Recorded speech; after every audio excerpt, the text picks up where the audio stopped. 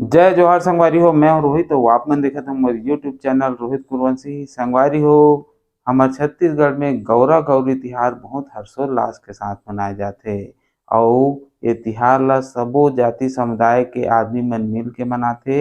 ये तिहार कार्तिक अमावस्या के दिन मनाए जाते और यह तिहार शुरुआत हो जाते सुरुक्ति के दिन। वो दिन गांव के सब जन मिल के एक साथ झुंड में गांव के बाहर में जाते और वहाँ एक जगह पूजा पाठ करे के बाद में वहाँ से मिट्टी लेके आथे और मिट्टी लेके आके ओला भगवान शिव जो हरे वो गौरा के रूप में और माता पार्वती ला गौरी के रूप में माने जाते।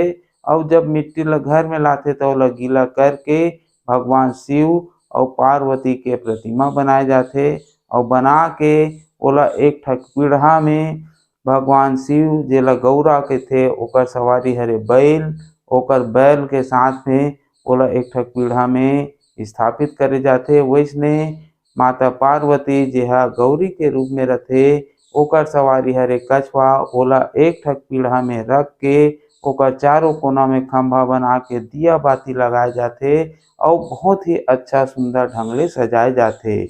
ओकर बाद लक्ष्मी पूजा के बाद में रात कन 12 बजे गांव में निकलते उनकर बारात और गांव भर ला घुमाए जाते।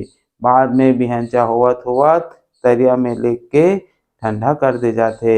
ए समय गौरी गीत लगाथे महिला मन हा और पुरुष मन बजाथे दफड़ा दमऊ और नगाड़ा बाजला और इसने हर्षोल्लास के साथ ये तिहार ला मनाथे और तरिया में ले जाके गौरा गौरी ला ठंडा करे बाद ये तिहार हा संपन्न हो जाथे। तो ऐसने कुछ यहाँ भी दिखाथे ये गाना के माध्यम से आप मन ला हमन दिखाथन कि कैसे गौरा गौरी के तिहार मनाए जाथे तेला।